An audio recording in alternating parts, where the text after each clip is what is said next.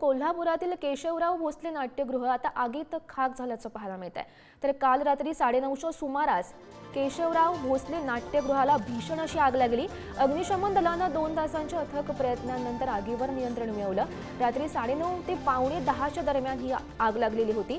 सतेज पाटील यांनी सुद्धा घटनास्थळी जाऊन पाहणी केलेली आहे। कोल्हापूरच्या खासबाग मैदानावरील लाकडी स्टेजला पुढील भागापासून आग लागण्यास सुरुवात झालेली होती। तीच आग आता पुढे केशवराव भोसले नाट्यगृहाला लागल्याचं समजतंय। कोल्हापूरमधून ही महत्त्वाची बातमी आपण पाहतोय।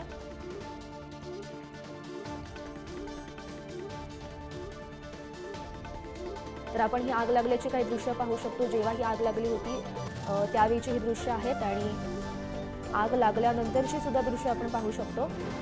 या आगीमध्ये केशवराव भोसले नाट्यगृह संपूर्ण जळून खाक झाल्याचं पाहायला मिळत आहे। काल रात्री 9:30च्या सुमारास ही भीषण अशी आग लागलेली होती आणि यामध्ये हे संपूर्ण नाट्यगृह जळून खाक झालंय।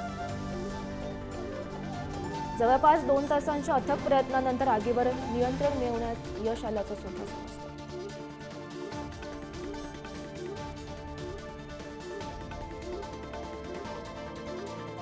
तर आपण सध्या हे दृश्य पाहू शकतो। जेव्हा ही आग लागली होती त्यावेळीचे दृश्य आहेत, ज्यामध्ये संपूर्ण जे नाट्यगृह आहे ते आगीत जळून खाक झालेलं आहे। त्यानंतर अनेक कलाकार सुद्धा त्या ठिकाणी आलेले होते आणि त्यांनी सुद्धा खरं तर दुःख व्यक्त केलेलं आहे, कारण अनेक मोठमोठे कार्यक्रम या ठिकाणी पार पडलेले होते। आज सुद्धा या ठिकाणी कार्यक्रम होणार होते, मात्र त्याआधीच आदल्या दिवशी ही आग लागली आणि त्यामध्ये हे संपूर्ण नाट्यगृह जळून खाक झालेलं आहे। आपण दृश्य पाहू शकतो। 2 तासांच्या अथक प्रयत्नानंतर खरं तर हे नाट्यगृह आग विझवण्यात यश आलं, मात्र संपूर्ण हे नाट्यगृह जळून खाक झालेलं आहे। आपण दृश्यांच्या माध्यमातून पाहू शकतोय। त्यामुळे हे नाट्यगृह पुन्हा बांधण्यात यावं अशी मागणी आता अनेक कलाकार करतायत। अनेक कलाकारांकडून अशी मागणी करण्यात आली आहे। तर काल रात्री ही भीषण अशी आग लागलेली होती आणि त्यामध्ये हे जे नाट्यगृह आहे ते संपूर्ण जळून खाक झालेलं होतं। तर या संदर्भात अधिकची माहिती जाणून घेऊयात। आमचे प्रतिनिधी शेखर पाटील सध्या आपल्यासोबत आहेत। शेखर, आपण पाहतोय जे हे केशवराव भोसले नाट्यगृह आहे आगीत संपूर्ण जळून खाक झाल्याचं समजतं। आतापर्यंत नेमकं किती नुकसान झालंय, सध्याची काय परिस्थिती आहे तिथली?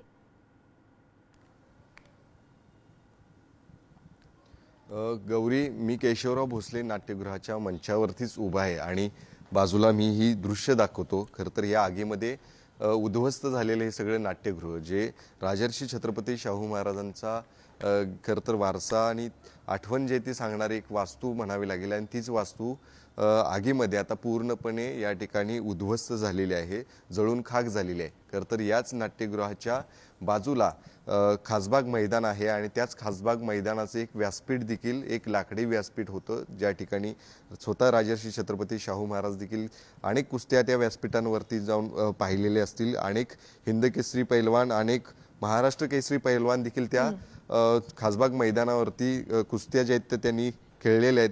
त्यांनी बक्षिसं देखील जी आहे ती त्या मैदानावरती खरं तर घेतली होती। ते व्यासपीठ देखील जळायला सुरुवात झाली आणि ते व्यासपीठ जळायला सुरुवात झाल्यानंतर ती आग आहे ती बाजूलाच असणाऱ्या या केशवराव भोसले नाट्यगृहामध्ये आली आणि आपण ही सगळी त्यानंतरची परिस्थिती पाहताय।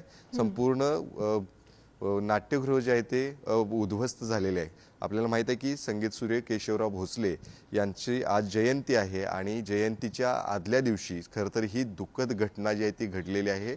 अनेकांना विश्वास देखील बसत नाही अशा पद्धतीची, कारण एक जिव्हाळ्याचं नातं जे आहे ते कोल्हापुरातल्या या केशवराव भोसले नाट्यगृह आणि खासबाग मैदान हे दोन्ही वास्तू जी आहेत त्या कोल्हापूरकरांच्या जिव्हाळ्याचा विषय आहे। आणि जेव्हा ही बातमी जी आहे ती लोकांना कळाली त्यानंतर मोठ्या प्रमाणात नागरिक जे आहेत ते या ठिकाणी दाखल देखील झालेले आहेत। आपण जर बघितलं तर अजूनही आग जी आहे ती धुमसत असताना पाहायला मिळते।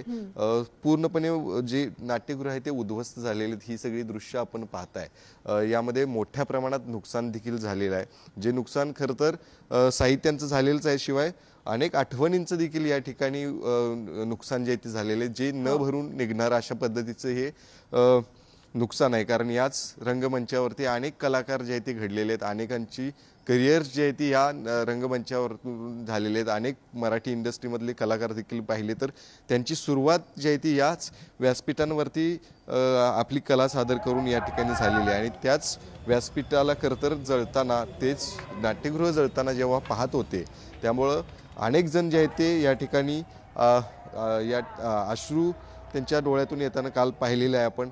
अनेक कलाकार जे आहेत ते प्रतिक्रिया देखील देताना पाहिलेले आहेत. सरकार या ठिकाणी मदत करेल, पुन्हा एकदा हे व्यासपीठ आणि हे नाट्यगृह उभा करेल, मात्र जे आठवणी जळालेले आहेत या सगळ्याच आगीसोबत त्याचं काय? तर हे सगळं प्रतिक्रिया जी आहे ती कलाकार व्यक्त करत होते. सरकार मदत करेल, पण आम्ही सुद्धा या ठिकाणी मदत जर सरकारनं नाही केली तर आम्ही स्वतःची घरदार विकू, मात्र हे नाट्यगृह जे आहे ते या ठिकाणी पुन्हा एकदा उभा करू, अशा पद्धतीची प्रतिक्रिया देखील गौरी अनेक कलाकारांनी दिली. त्यामुळे नक्कीच एक मोठी हानी जी आहे ती कोल्हापुरातल्या एका मोठ्या वास्तूची या ठिकाणी झाल्याचं काल पाहायला मिळते. गौरी. हो, शेखर, नेमकं कलाकारांचं काय म्हणणं आहे? कारण हे नाट्यगृह पुन्हा नव्यानं बांधण्यात यावं अशी मागणी ते करताना दिसत आहेत.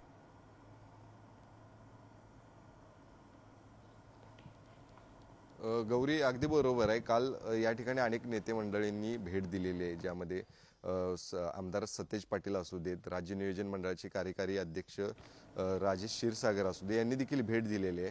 आणि त्यांनी याच सगळ्या जे आपण बाजूला पाहतो या नाट्यगृहाची जळालेली अवस्था पाहिली आणि त्यानंतर तात्काळ राजेश क्षीरसागर यांनी देखील मुख्यमंत्री एकनाथ शिंदे यांच्याशी फोनवरून संवाद साधल्याची त्यांनी माहिती दिलेली आहे. आणि त्यानंतर तात्काळ 10 कोटी रुपयांचा निधी जो आहे या ठिकाणी देण्यात यावा अशा पद्धतीची मागणी केली आणि तशी ग्वाही देखील दिलेली आहे. त्यामुळं नक्कीच सर्वच नेत्यांनी जिल्ह्यातल्या एकत्र यावं. ही वास्तू जी आहे ती राजर्षी छत्रपती शाहू महाराजांचा वारसा आणि त्यांची आठवण सांगणारी वास्तू आहे आणि ती उभं करण्यासाठी कुठल्याही पद्धतीचं राजकारण यामध्ये आणू नये आणि सर्वांनी एकत्र येत ही वास्तू जी आहे ती पुन्हा एकदा नव्यानं त्याच खरं तर दिमागात या ठिकाणी उभी करावी, अशा पद्धतीची मागणी जी आहे ती अनेक नेत्यांनी काल देखील केलेली आहे. त्यामध्ये भाजपचे काही नेते आहेत, स्वतः क्षीरसागर आहेत, त्यांनी देखील या संदर्भातली प्रतिक्रिया दिली आहे. त्यामुळे नक्कीच एकीकडे ही सगळी वास्तू जळताना पाहत होते, मात्र दुसरीकडे मात्र आता ही वास्तू पुन्हा एकदा नव्यानं उभं करण्याचं एक मोठं आव्हान असणार आहे. ते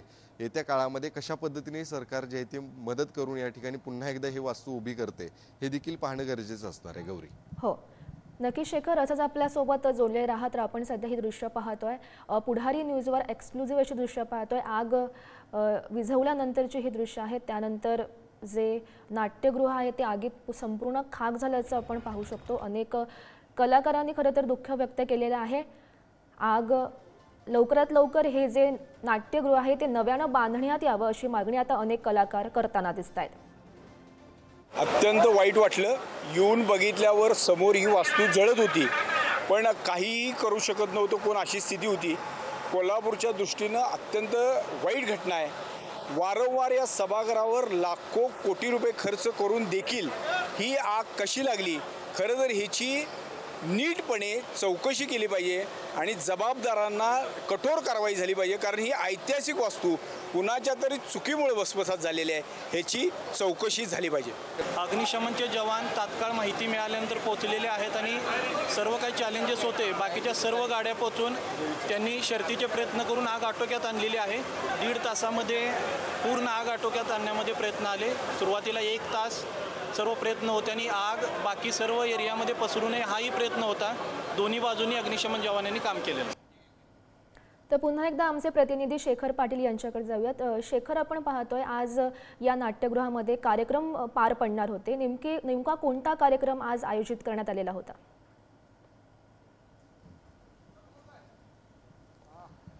गौरी, आज संगीत सूर्य केशवराव भोसले यांची जयंती होती आणि अर्थातच जयंतीनिमित्त राज्य शासनाच्या वतीने खरं तर एक कार्यक्रमाचं आयोजन भरगच्च असं होतं आणि त्याच निमित्ताने या ठिकाणी अनेक चित्र आणि पोस्टर्स प्रदर्शनं देखील या पूर्ण नाट्यगृहाच्या परिसरामध्ये होणार होती आणि ती मात्र आता रद्द देखील झालेली आहेत. मात्र सध्या आपण बघतोय पुढारी न्यूजवरती एक्सक्लुझिव्हली या ठिकाणी अजूनही काही प्रमाणात आग जी आहे ती लागताना दिसते आणि तेच विझवण्यासाठी अग्निशमन दलाचे जवान जे आहे ते पुन्हा एकदा या ठिकाणी प्रयत्न करतात. कारण आत्ताच आपण जेव्हा या ठिकाणी सकाळी दाखल झालो होतो तेव्हा या ठिकाणी अनेक धुराचे काही लोट जे आहे ते पाहायला मिळत होते. मात्र आपण जर पाहताय या छताजवळ पुन्हा एकदा आग जी आहे ती लागायला सुरुवात झालेली आहे. त्यामुळं ही आग विझवण्यासाठी आता तात्काळच आपणच पुढारी न्यूजच्या माध्यमातून अग्निशमन दलाला या ठिकाणी तात्काळ बोलवलं आणि त्यानंतर ही आग विझवण्याचं काम जे आहे ते आता करताना ही सगळे पाहायला मिळतात. आपण जर बघितलं तर पुढारी न्यूजच्या वतीनं हे एक्सक्लुझिव्हली दृश्य आपण पाहतोय. हे किरकोळ आग जी आहे ती या ठिकाणी लागताना दिसते आणि तीच विझवण्याचं काम जे आहे ते अग्निशमन दलाचे एक जवान जे आहे ते करतायत. आज रात्रभर खरं तर अग्निशमन दलाच्या अनेक गाड्या ज्या आहेत त्या याच संपूर्ण परिसरामध्ये रात्रीपासूनच आहेत. अजूनही आग जी आहे ती भडकू नये यासाठी रात्रभर जे आहे ते प्रयत्न करतायत. छोट्या छोट्या गोष्टींची काळजी देखील घेताना पाहायला मिळतात आणि आता हे आपण एक्सक्लुझिव्हली दृश्य पाहतोय. किरकोळ आग लागली होती ती देखील विझवतायत. मात्र एक गौरी आपल्याला माहित आहे की एक मोठी हानी जी आहे ती या व्यासपीठाची झालेली आहे, या नाट्यगृहाची झालेली आहे आणि बाजूला असणाऱ्या खासबाग मैदान येथील जे व्यासपीठ होतं त्याचीही झालेली आहे. आपण ही ज्या ठिकाणी उभा आहे त्याच व्यासपीठावरती उभा आहे त्याच ठिकाणी अनेक कलाकार जे आहेत ते शेखर आपण दृश्यांच्या माध्यमातून पाहू शकतो. हे जे संपूर्ण नाट्यगृह आहे ते जाऊन खाक झाल्याचं पाहायला मिळत आहे. या सर्व घडामोडींवर असंच लक्ष ठेवून राहा. तुर्तास धन्यवाद दिलेल्या या माहितीसाठी.